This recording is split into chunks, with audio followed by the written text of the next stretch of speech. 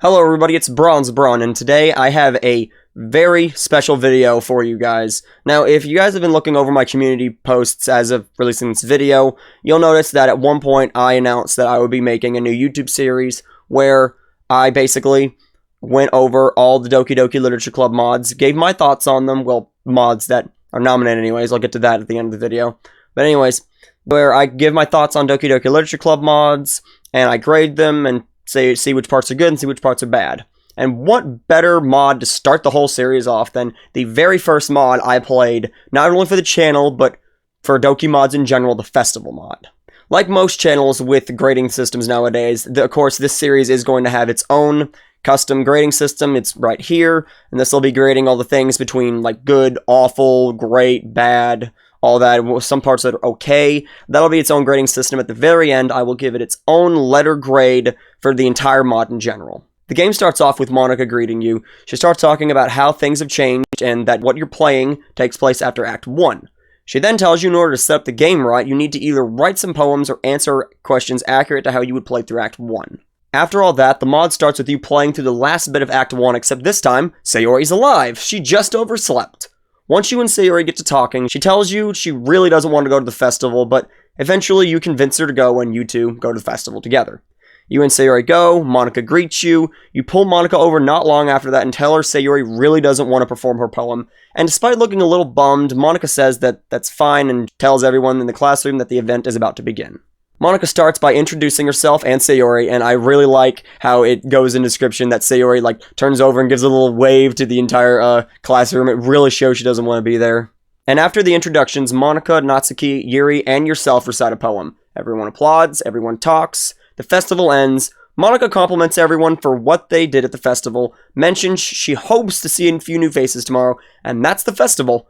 You and Sayori walk home while talking about if the club will get any new members the next day. This part of the game was good. It takes a different road than what the original game was the day of the festival, and gives the creator of the mod a little bit of his own take on the festival, and it ends the entire festival on a high note. So overall, it was a good way to start the game.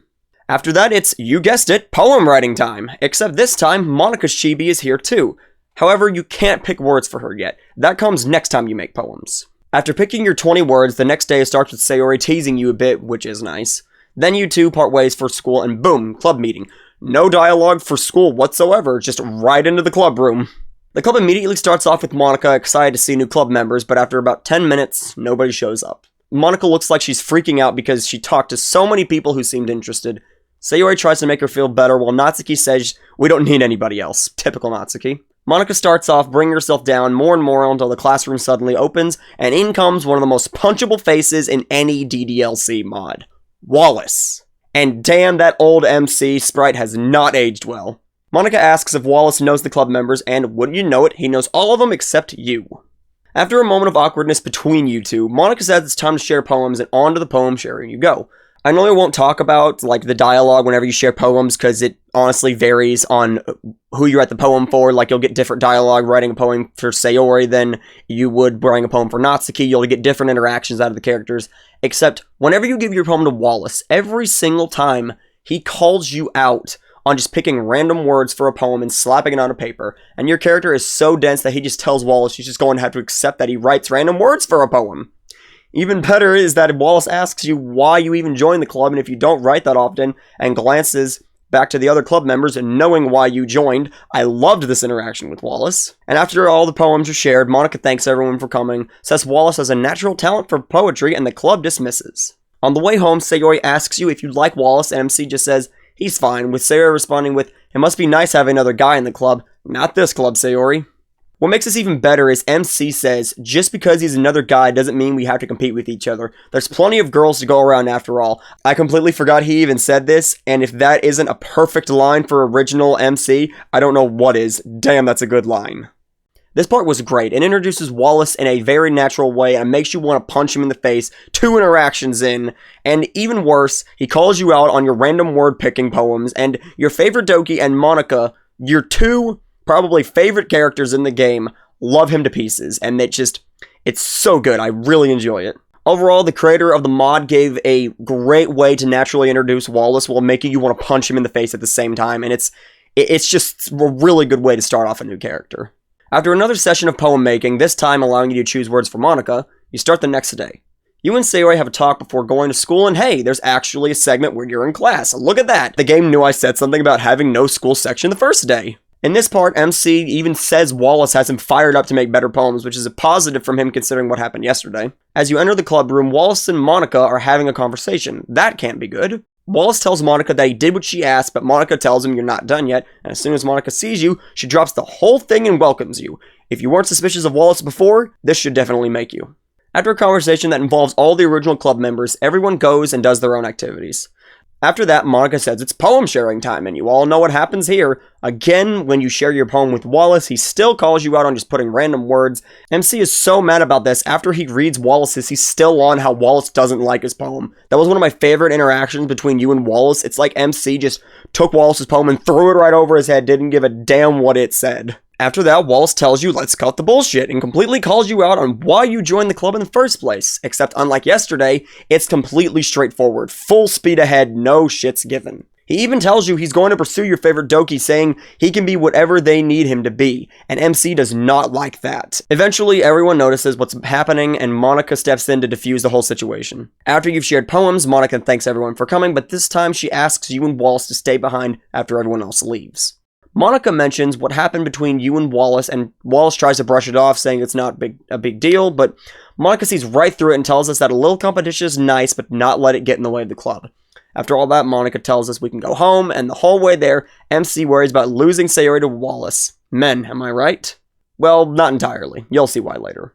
This part was good. It starts planting the seeds of what's going to happen later in the game, and it makes you hate Wallace even more so because he's going after your favorite Doki, and Monica basically just steps back and doesn't defend either one of you at all, and it's just like a complete neutral with both of you. It's very well done. After more poem writing, the next day starts, except this time, Sayori is nowhere to be found. So after 10 minutes, you go to Sayori's house, and boom, she's dead.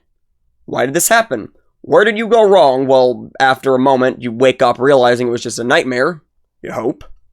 And after a strangely long black screen and no part of the school day is shown, Monica welcomes you back to the club and tells you she can't wait to read your poem. She's being really nice today despite what happened yesterday. Monica says it's time to share poems, but Sayori cuts her off and reminds her of what she did earlier, and guess what? Monica decides we should make joint poems where we group up with another club member to make a poem. Can you tell where this is going? Since Wallace is the newest member, he gets to pick first, and surprisingly, he picks Monica first. Even more surprising, Monica tells him, no, you should pick somebody else, which is great. I did not expect that. Wallace then, of course, picks your favorite Doki and asks you if that's alright, and you're given a choice to object or don't object, but it doesn't matter what you do. Pressing object does not do anything. It's basically a useless button, so you're forced to not object. After that, Monica asks you who you'd like to write a poem with, and guess what? Yuri and Natsuki are useless buttons as well. You have to go with Monica. After this, Wallace has the nerve to ask your favorite Doki if she wants to walk home with him today instead. The nerve of this guy is on max level today. In all of this, Monica bumps in telling us we forgot to share poems, so on to the poem sharing we go. Wallace's confrontation is surprisingly short. He just says he doesn't like your poem and then suddenly just doesn't want to share his after he's read yours. You ask for his poem and he tells you no, then you're given the option to either grab the poem or let it be. If you grab for it, you accidentally rip his poem and he angrily walks off, and that's that. But if you leave him be, he surprisingly lets you read his poem. Despite it being a good poem and Wallace being a little nice to you after you chose to let him be, MC is still a dick, but what else can you expect from MC? After all that, Monica thanks everyone for sharing poems and that she enjoyed reading everybody's. Despite a few tear Wallace's, she has no dialogue difference here. Odd that she enjoyed half a poem. Everyone starts to leave. Yuri asks you to stay behind with her for a second. Despite Monica being suspicious of this, she tells everyone to go, then those eyes on Yuri come up and you all know how this is going to go. You all know the drill. Stab, stab, stab, dead. Now Yuri died. But guess what? This is also a bad dream. After that horrific dream, Monica is the only one left in the club room. She tells you to get some sleep tonight and that we'll see her on the weekend. This time, there's no walk home and you're right into poem making, except this time your favorite Doki's missing. This part was great. It was some nice dialogue between your favorite Doki, MC, Monica, and Wallace, especially the dialogue between Monica and Wallace about picking a club member. That part was really good. And Wallace was surprisingly nice to you, despite being a complete shithead to you the previous 2 days, but trust me, that niceness won't last very long. Because one of the characters isn't in the poem making part, the game stops and you have to reload it. Then it tells you there's a new version of the game, and if you'd like to update it. After you update it, the game starts again and suddenly it's Friday. That's right, we completely skipped Thursday because the update apparently hates Thursday. The next day starts off with MC mentioning that Monica has been talking to you about the joint poem, then it clicks to MC that Sayori isn't there, and, despite the nightmare, decides to not go check on her. What a fella. After the day passes in school, yes, it's mentioned this time, we're 2 for 4 on that so far, Monica greets you as usual and MC notices your favorite Doki and Wallace are missing, but Monica is just so hell-bent on starting joint poems immediately, so the club doesn't wait on them and just starts without them. And it's at this point that MC realizes he might be getting a little jealous of Wallace. Really, MC? It took you 4 days to realize that? You're pretty late on that one. Before you and Monica start, the other 2 Dokis that have had little to no story interaction come up and ask if we can all swap partners. Monica just tells them no, and they confront her about abusing her power to spend more time with you, but it's all for nothing as they just decide to leave it. There's the last we'll be seeing of them for the rest of the mod. After that little debacle, Monica wants you two to do a non-net, all the while getting really excited about all this. Soon she realizes this and apologizes, but you brush it off, saying it's cool to see so passionate about writing.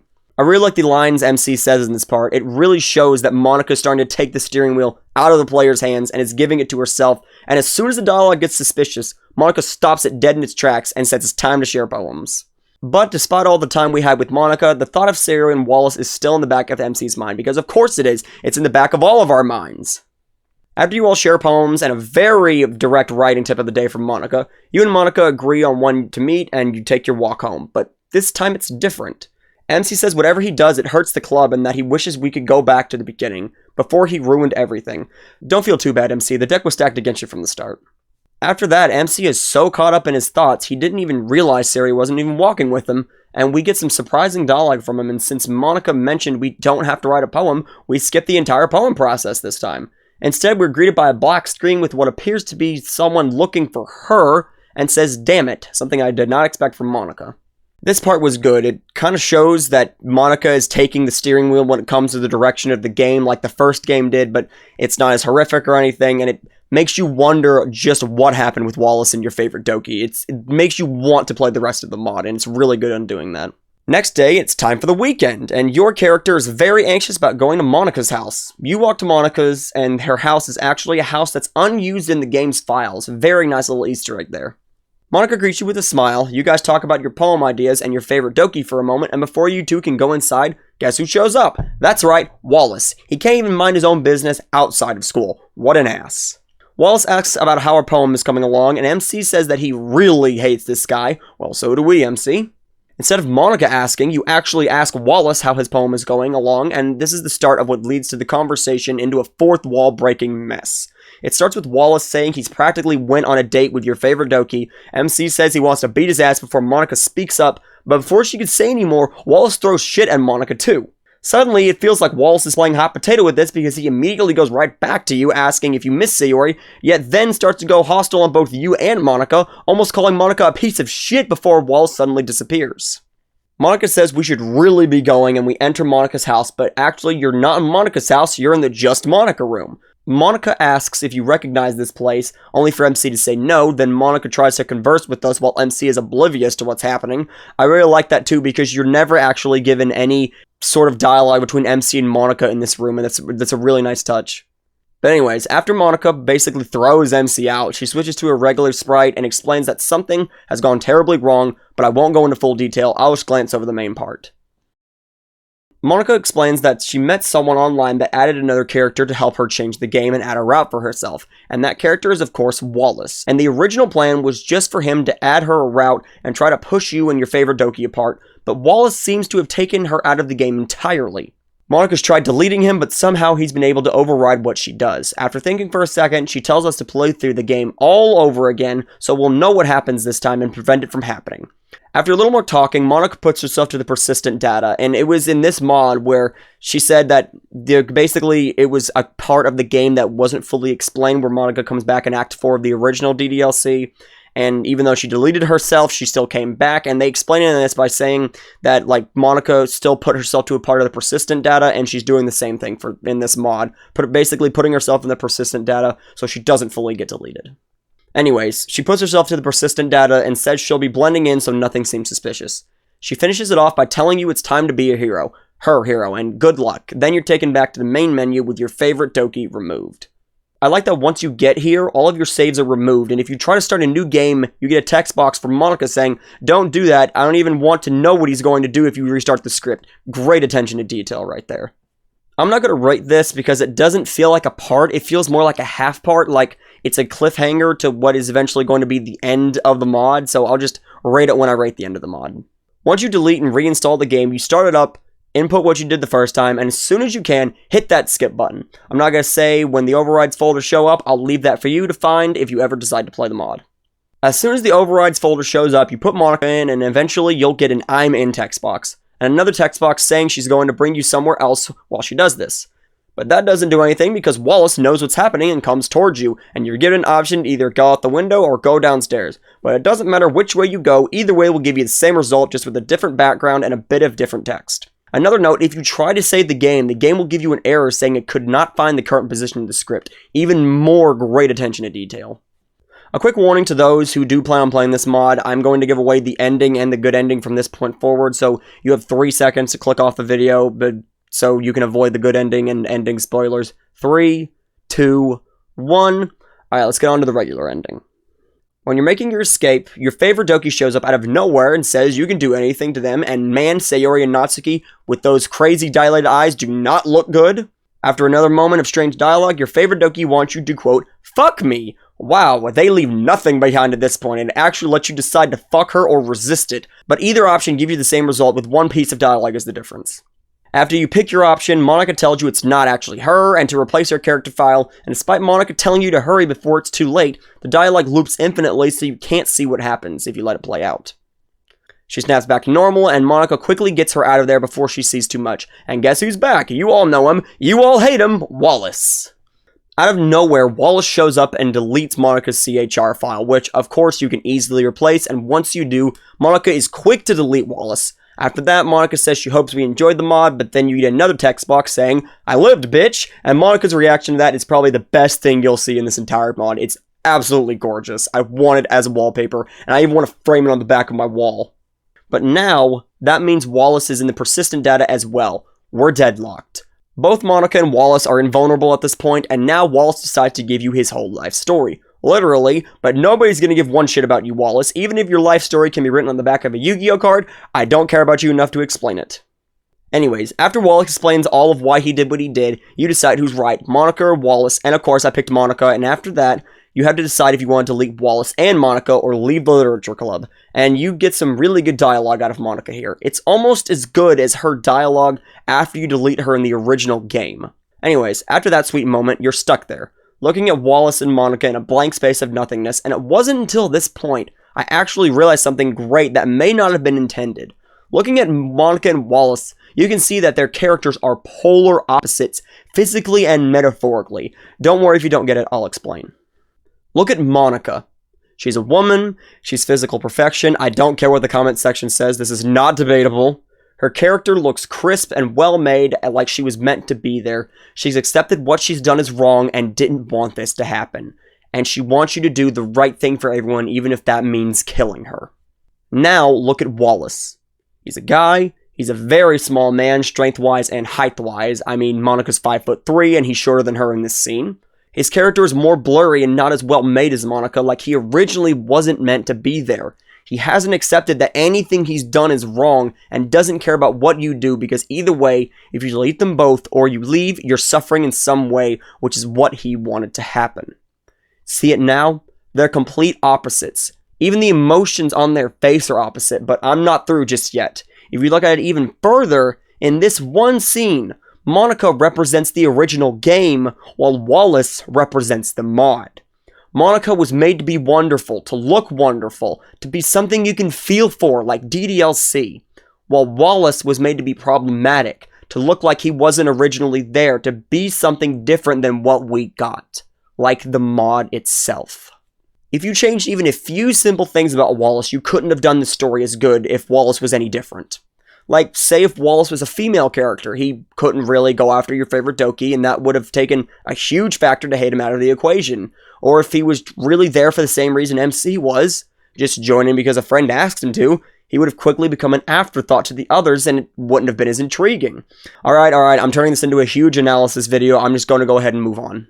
Of course, you all know what happens now. You delete the persistent data. Wallace can't believe you did it. Then he's gone, but there's no time for celebrations as Monica is soon gone afterwards too. There's also a quick moment where Monica is waiting to be deleted after a few seconds. The look on her face changes as if something else may happen, but sadly it happens and she's gone. After that, boom, main menu, that's the normal ending. The game doesn't close or anything surprisingly, and it's odd compared to what happened in the original DDLC, but now on to the good ending. Again, if you want to see the good ending for yourself, you have 3 seconds to leave. 3, 2, 1. Alright, let's get on to the good ending. As the creator of the mod has stated in his Discord, to get the good ending after deleting Monica and Wallace in the persistent data, you must restore the persistent data to a copy with only Monica in it before all of this happened. Then hitting New Game on the menu screen will yield a different result. When you click New Game, Monica greets you in the club room, but then realizes where she is and asks how long it's been, and where's Wallace, and what's going on, and what happened, and no 20 questions, Monica. I was not thinking of Super Mario doing the disco while drinking tofu through a cereal straw. After that joke that isn't going to age well in the slightest, Monica eventually pieces together what you did, and she tells you that you don't know what this means to her, and you get an even more heartfelt dialogue from Monica that's even better than before you had to delete her and Wallace. She talks about how wonderful you've been to her and how wonderful of a community DDLC has, and says that even if I may not be in your reality, hopefully I'll see you around in another one. The credits roll, and you get a wonderful special ending message from the creator himself. What can I say? It's amazing. There's really not much else I can add on to that I haven't already said. Monica talks highly about the DDLC community. She talks highly about what you've done to her and to the entire literature club for the better in this mod, and I'd really be repeating myself if I kept going. I have nothing else to say. It's amazing. My final grade for the Doki Doki Literature Club Festival mod is a solid B. It has a great and fluid story, and the story never gets boring at any point. It gives you a natural way to hate Wallace. File tampering like the original game is involved. The good ending isn't too complicated to get to, and Monica's Deus Ex Machina is eventually used against her in the end. The only bad things I have to say about this is that Monica has to be in the story for people that don't really like or care for Monica. That's just a small nitpick, though. Another small nitpick is that the two Dokis for my playthrough was Natsuki and Yuri. Really, the two Dokis that isn't Monica and your favorite Doki have little to no involvement in the story aside from poem sharing, which is a little bit of a down note, and Wallace existing. That is also a downside to the mod. I mean, I'd give it something higher if there was... It's not the biggest mind-blowing mod. Like, it's not like what people have said about exit music where it makes them cry. This isn't going to be a mod that makes you cry, but it is a mod that's good and well put together that's going to make you feel something different than what the original game gave you. So that's why I gave it a solid B rating. Well, that's going to do it for my analysis and review on the Doki Doki Literature Club Festival mod. Next time, I don't know, I'll probably do Outcast. I've been meaning to do that for a while, so it'll probably be Doki Doki Outcast. I'll let you guys know if it's anything else. Thanks for watching.